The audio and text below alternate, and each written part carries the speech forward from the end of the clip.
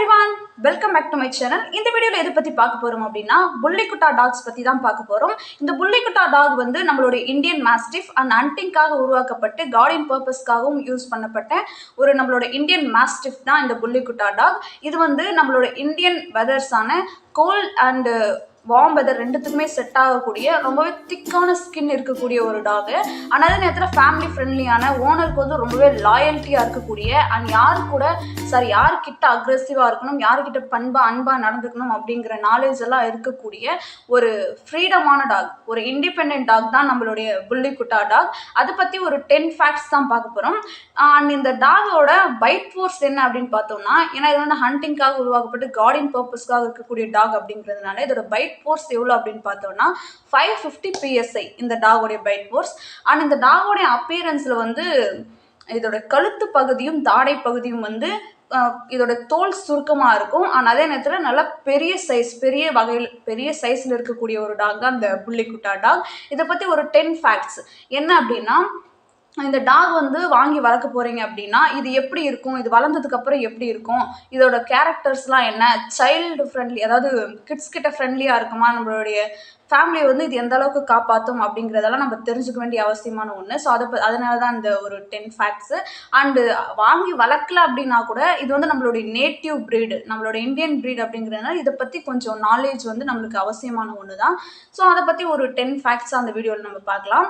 And வீடியோக்குள்ளே போகிறதுக்கு முன்னாடி லைக், ஷேர் அண்ட் சப்ஸ்கிரைப் பண்ணுங்கள். அண்ட் அது மட்டும் இல்லை, என்னோட மோஸ்ட் கைண்ட்லி ரெக்வெஸ்ட், நான் எல்லா வீடியோவிலும் சொல்கிறது தான், இந்த ஸ்ட்ரீட் டாக் அண்ட் பேர்ட்ஸுக்கெலாம் அந்த ஃபுட்டு அந்த வாட்டர்லாம் வைங்க. ஃபுட்டு வைக்க முடியலனாலும் வாட்டராச்சு வைங்க. அவ்வளோதான் என்னோட கைண்ட்லி ரெக்வெஸ்ட். ஸோ வாங்க வீடியோக்குள்ளே போகலாம்.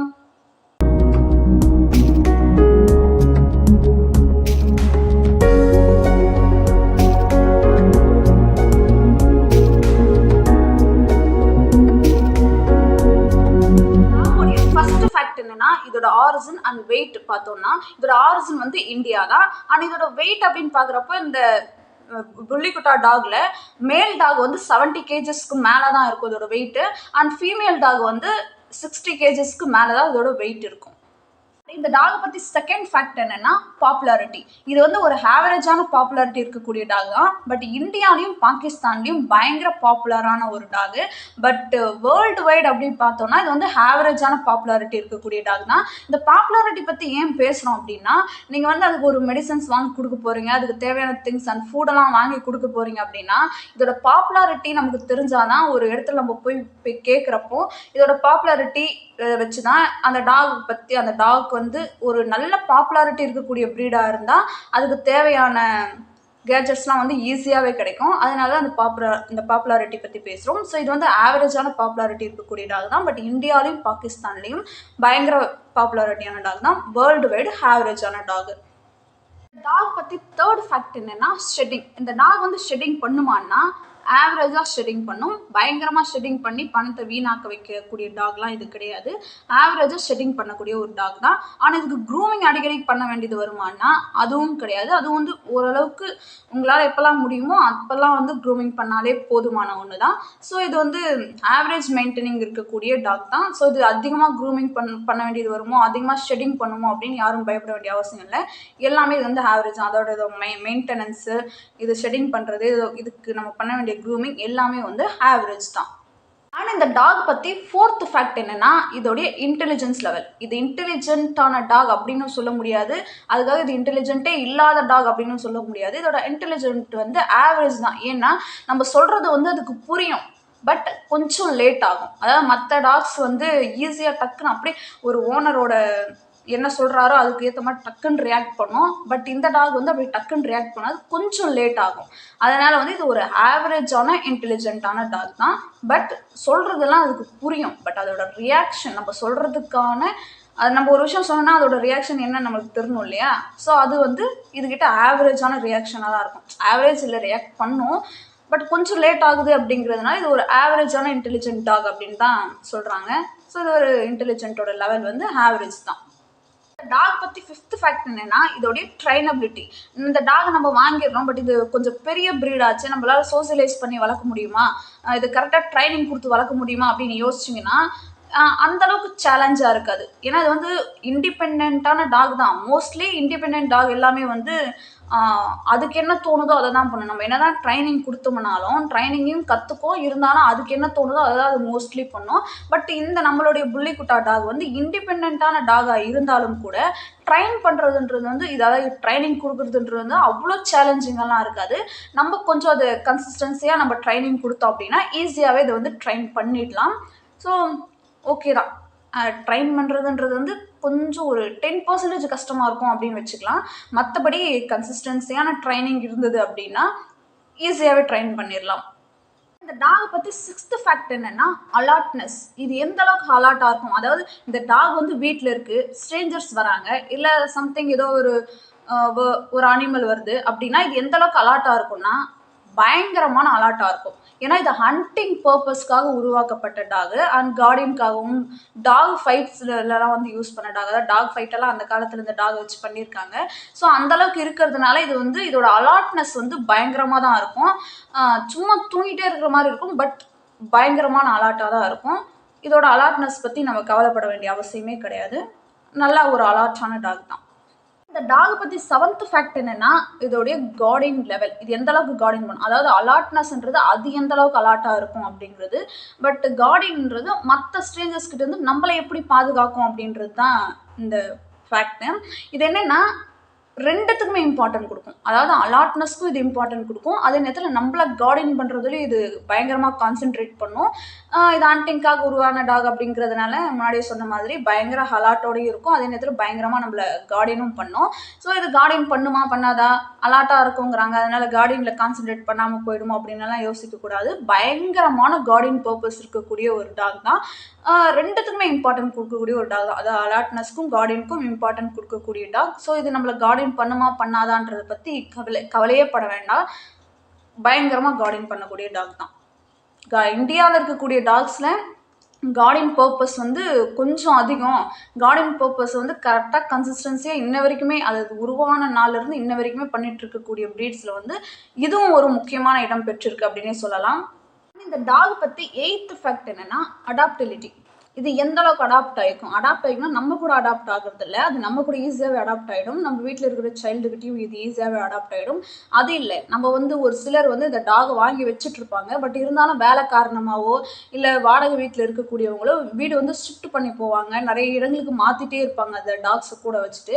ஸோ அந்த மாதிரி இருந்தால் இது எந்த அளவுக்கு அக்செப்ட் பண்ணிக்கும் அப்படின்னா அக்செப்ட் பண்ணிக்கும் 2 to 3 டைம்ஸ் இல்லை 4 டைம்ஸ் அக்செப்ட் பண்ணிக்கும். இதையே நம்ம வேலையாக வச்சுக்கிட்டு அடிக்கடிக்கு இந்த டாகை வந்து இடம் மாற்றிக்கிட்டே இருந்தோம் அப்படின்னா இது மென்டலி வந்து பாதிக்கப்படும். மென்டலி ரொம்ப ஸ்ட்ரெஸ்ஸாக ஃபீல் பண்ணும், பிஹேவியர்ஸில் சேஞ்சஸ் வர வாய்ப்பு இருக்குது. அதனால் இது வந்து அடிக்கடிக்கு மாற்றுறது நல்லதில்லை. மாற்றலாம் 1 or 2 டைம்ஸ் வந்து இடத்த சேஞ்ச் பண்ணால் ஈஸியாக அடாப்ட் பண்ணிக்கும். அதிகமாக பண்ணோம் அப்படின்னா அதை அடாப்ட் பண்ணிக்க அதால் முடியாது, மென்டலி பயங்கர ஸ்ட்ரெஸ் ஆகிடும். இந்த டாகை பற்றி 9th ஃபேக்ட் என்னென்னா இதோடைய ஹெல்த் இஷ்யூஸ். இதுதான் வந்து இம்பார்ட்டண்டான ஒரு ஃபேக்ட். என்னென்னா நம்ம என்ன டாக் வாங்கினாலும் அது வந்து பயங்கரமான ஹெல்த்தியாக இருந்தால் மட்டும்தான் நம்ம கூடயும் ஜாலியாக இருக்கும். நம்ம அந்த டாகை வாங்குறதுக்காக நம்மளுக்கு ஒரு என்டர்டைன்மெண்ட் கிடைச்ச மாதிரி இருக்கும். ஸோ நிறைய விஷயங்கள் வந்து அது ஹெல்த்தியாக இருந்தால் மட்டும்தான் நடக்கும்.